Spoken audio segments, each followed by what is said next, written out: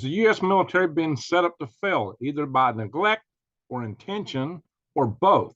Guys, we have just about depleted a large amount of our inventory of munition stocks for our U.S. military. A lot of these key stocks are only good apparently in a full-blown protracted war, which is not what we're actually facing in Ukraine, for a few months, maybe a few weeks, according to some sources, depending on what systems you're talking about. But some of these things take 18 months to 2 years to replenish. Now, you just do the math. Is that not a problem? See, what happened in part going in was that our U.S. military thought, well, if we get any war, even a conventional war, it's going to be over in just a few days, a few weeks, no more than a couple of months at most. And you can see this is the thinking that even Vladimir Putin had going when he went into Ukraine. I will have it in 2 or 3 days. Well, as we see, as we see from the exercise over there in that country, things may last a lot longer than was otherwise expected. And so you've got to wonder if we get into it with China, do you really think that the United States is going to beat China in a war with Taiwan or even Iran or North Korea or any of these other entities in a matter of 2 or 3 days, a week, 2 weeks, 2 months? What do you really think? What if we get into it with all of them? What if we get drug in to this conflagration going on over there in Europe? How do we stand? We're already depleted. That's an issue. That's one of the issues, one of many issues facing our military right now. And some of it you've got, that might be by neglect, possibly, or is it by design? Are there other things that's by design? Because, guys, my friends, think about this. We're losing a lot of key people in our military. They're leaving, and we're having a hard time recruiting. The whole force structure of our military is changing. Their spectrum of political alliance is a little different than it used to be. And that raises a whole nother thing that I'll be bringing up as even maybe more concerning problem in a video coming really near soon. I mean, you may have seen on this channel, I recently interviewed a ranger, an enlisted guy who is getting out of the military. You might have seen that I interviewed Colonel Tommy Waller. He was a Marine colonel. He said bye-bye. I mean, things like mandates to take these and just the whole nature of the military moving toward the woke spectrum. There's a lot of people fleeing, and it's got a lot of other people going, I ain't going in there. Now, whether that's right or wrong, however you judge that, is immaterial. It's infecting our forces quite a bit, and it may also have other consequences down the road, some of which may also be intended that bother me far more. Well, it's hard to be bothered more than the idea that the U.S. would lose a war, especially a world war.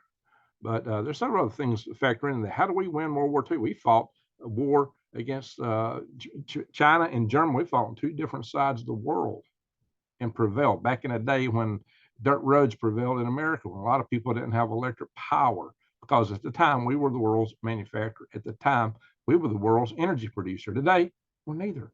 We've won every war we won as a war of attrition, which means you got to have more stuff than the other side. I guess we got more stuff than China, right? I guess we can outproduce China. Well, we're all right, right? What do you think? Just what do you think? And it just so happens we're throwing everything we can into this conflagration over in Europe. And there's all kind of noise about we might get into it with China. Are we being set up to fail? Is this intentional? Some people think so. Some people think so. There are those out there who would say, and I can't argue with this point at all. I'm fall down on this side of the spectrum that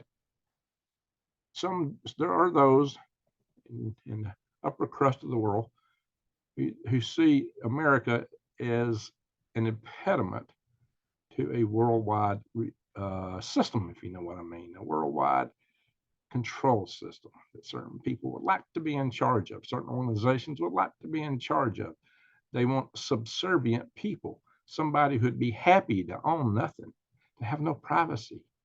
Yeah, if you know what I'm talking about, from the house of Klaus and others of such ilk.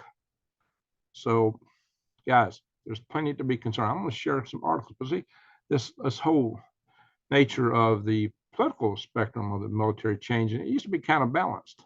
It's not so much so now. That brings up other issues. It makes it maybe hard with just not being able to recruit and retain skilled personnel challenges the military. But when the focus of the military is not on fighting and winning, you got another problem. Now, I understand the part that says you need unit cohesion, because in a unit, you should not see race or any of those other divisional factors. You're in a unit, you're all soldiers. That is true. I agree with that. And I abhor racism. On the other hand, to drill in such a focus on these things, and not focus on fighting and winning. I mean, when you team up together and you work as a team together, you build some of that cohesion. Esprit corps is important. Some of it is achieved through working together toward the objective you're supposed to be working toward to start with. And we've taken an eye off the ball and we put it somewhere else. So how's our military supposed to win? See, if we lose, then especially if we get an EMP attack, America's like no more. So I've done several videos on this channel about what would happen if we had an EMP attack that took out our comm systems that could eliminate our ability to send out EAMs. Everybody always says, "Oh, Greg, don't worry, we'll respond with our submarines."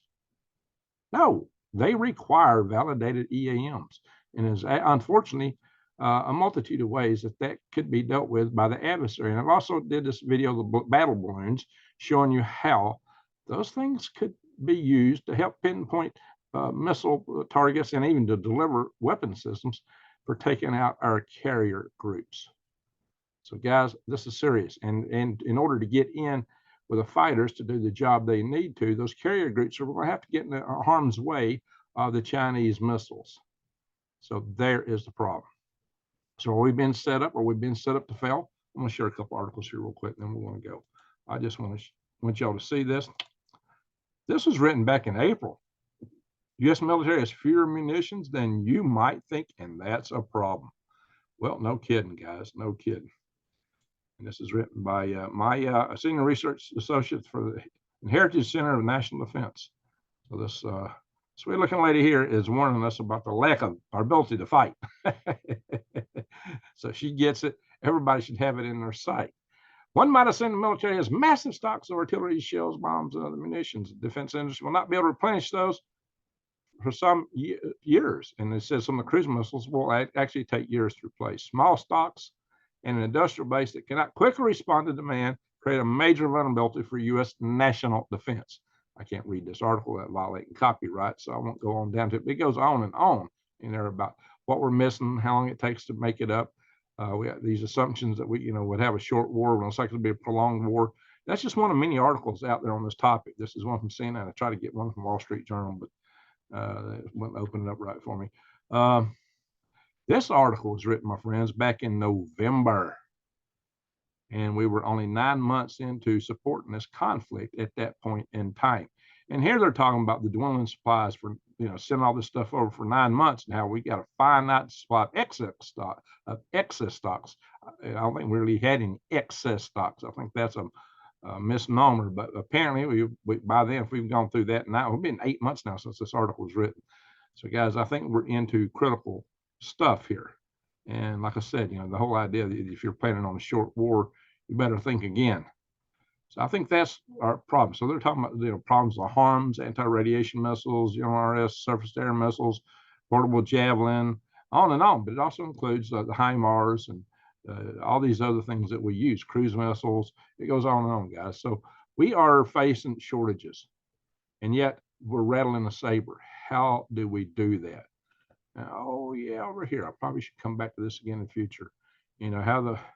Where the generals and admirals willing to defend the military from what? From this? Yeah, I don't know, guys. You tell me. You tell me. I don't know. I'm gonna stop the share. Like I said, I abhor racism, and a unit's got to stick together, and everybody in a unit's a soldier.